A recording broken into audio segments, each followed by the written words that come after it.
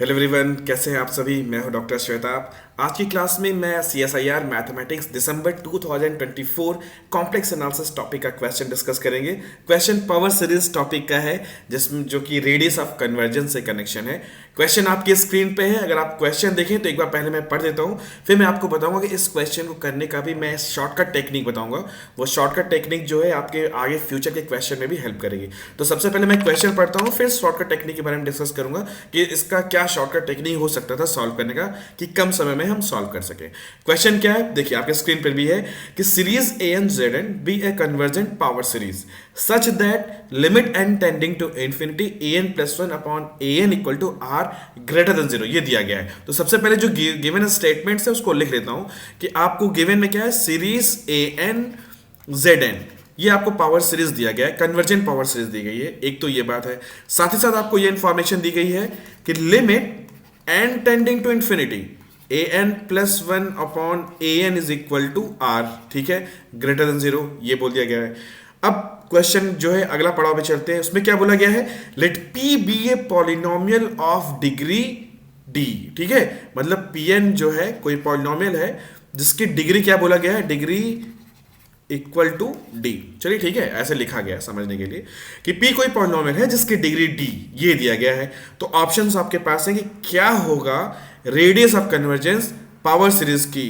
किस power series की, वो आपको मैं स्क्रीन पे लिख रहा हूं कि ये जो पावर सीरीज मैं लिख रहा हूं सीरीज Pn, मतलब जो p है वो पॉलिनोमियल इन n है, ANZN ये जो पॉलिनोमियल है इसकी रेडियस ऑफ कन्वर्जेंस क्या होगा वो डिस्कस करना है। अगर शॉर्ट में रेडियस ऑफ कन्वर्जेंस को मैं ROC लिख रहा हूं, ये क्या है ये आपको बताना है। अब मैं आपको डिस्कस करता हूं इसकी शॉर्टकट टेक्निक क्या है। ठीक, आपको हमेशा शॉर्टकट टेक्निक भी कोशिश करनी चाहिए सोचने की, क्योंकि यही आपको हेल्प करता है। एग्जाम में कई सारे क्वेश्चन शॉर्टकट टेक्निक से सॉल्व हो जाते हैं तो एग्जाम निकलना आसान हो जाता है। मान लेते हैं if degree d is equal to 2, अगर मान लीजिए हमने ये मान लिया तो ऑप्शन के हिसाब से ये जो सीरीज Pn ANZN है उसका रेडियस ऑफ कन्वर्जेंस क्या आना चाहिए। अगर ऑप्शन 2 ये ट्रू होगा तो रेडियस ऑफ कन्वर्जेंस क्या आ जाना चाहिए, 2 आ जाना चाहिए, क्योंकि ऑप्शन 2 कहता है कि radius of convergence of this series is d और हमने d इक्वल टू 2 लिया है, तो या तो 2 आ जाएगा।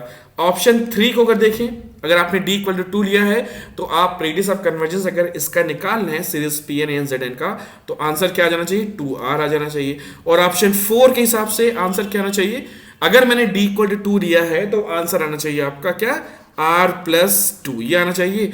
और ऑप्शन 1 को देखें तो उसके हिसाब से तो रेडियस ऑफ कन्वर्जेंस जो ये है सीरीज Pn ANZN की वो d से इंडिपेंडेंट है, मतलब यहाँ पे d है ही नहीं, सिर्फ और सिर्फ r ही आ रहा है। ठीक, तो इसको देखकर ही ये आइडिया लगा, चलो इसका मतलब अगर d पे डिपेंडेंट है तो मान लेते हैं d इक्वल टू 2, देखते हैं कौन से ऑप्शन से मैच करता है। ओके, तो मान लिया हमने d इक्वल टू 2।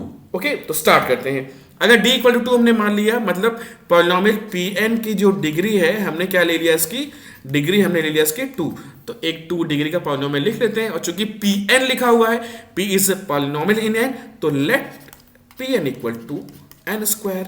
देख लेते हैं। देखिए शॉर्टकट टेक्निक में बता रहा हूँ, ये सारे आपको एग्जाम में सॉल्व करने में मदद मिलती है। मैं क्वेश्चन सोल्यूशन जिस तरीके से निकलना चाहिए उसी पैटर्न पे चलते हुए शॉर्टकट टेक्निक का इस्तेमाल कर रहे हैं। मान लिया, अगर मान लीजिए Pn जो है n² है तो this is the polynomial of degree 2, right, क्योंकि यहाँ d इक्वल टू 2 ले लिया हमने।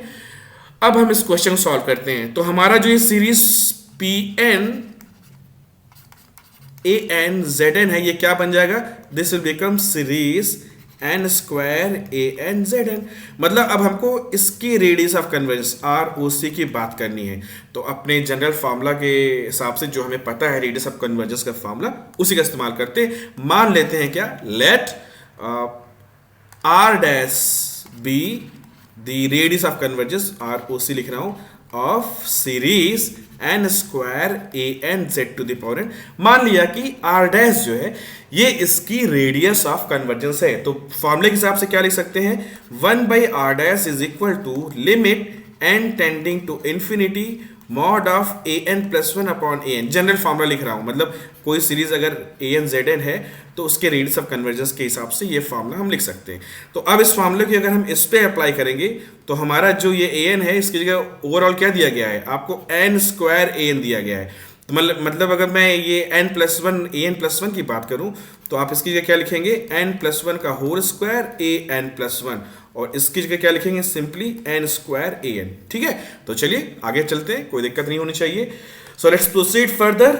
This implies what we got 1 by r dash is equal to what limit n tending to infinity. So this is n plus 1 square divided by n square into a n plus 1 upon a n। चलिए अभी तो लगा रहते हैं n plus 1 upon n plus one square upon n square जो है, ठीक है, अगर आप इसके limit n tending to infinity की बात करें तो क्या होगा, इसको आप क्या लिख सकते हैं n स्क्वायर कॉमन ले लीजिए तो बन जाएगा 1 प्लस वन अपॉन एन का whole square divided by n square, cancel, तो n टेंडिंग टू इन्फिनिटी जब करेंगे तो इसकी वैल्यू क्या हो जाएगी 1 हो जाएगी, right. So this is equal to what 1 into limit n tending to infinity a n plus one upon a n. जब क्वेश्चन में जब देखिए आपको ये बता रखा है क्या कि limit n tending to infinity a n plus one upon a n equal to r which is positive, ये दे रखा गया आपको, इसकी वैल्यू दे रखी है which is what which is R, तो ऑलरेडी आपको ये दिया गया है ना, कि this is equal to R. So finally 1 by R dash equal to R, या हम कह सकते हैं r dash is equal to 1 by R. So यही आपका ऑप्शन है। ऑप्शन 1 में ऑप्शन पहला जो ऑप्शन था उसमें आपका जो रेडियस ऑफ कन्वर्जेंस था वो था 1 बाई आर, और यही आपका आंसर है। तो देखिए इस क्वेश्चन को हमने शॉर्टकट टेक्निक से भी बड़ी आसानी से कर लिया। तो जहाँ जहाँ शॉर्टकट टेक्निक लग सकता है वहाँ पे हमें लगा देना चाहिए, क्योंकि हमारा टाइम सेव करना भी वो हमारी प्रायोरिटी होना चाहिए अगर कंपटीशन निकालना है।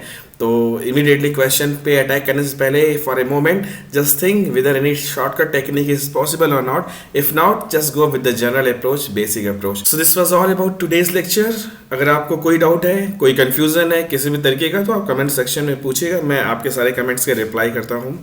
और आप मुझे सब्सक्राइब भी कर सकते हैं अगर आप चैनल मिस नहीं करना चाहते हैं, क्योंकि इस चैनल पे हम अगर आज से कुछ सालों में देखेंगे तो ऑलमोस्ट मैथ्स के सारे चीज़ें जो है, जो इंपॉर्टेंट स्टफ्स हैं वो सारे मैं कंप्लीट इसमें कर दूंगा।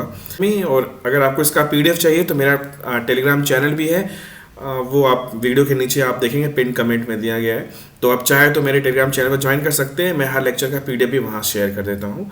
और if you don't want to miss my lecture then please do subscribe me.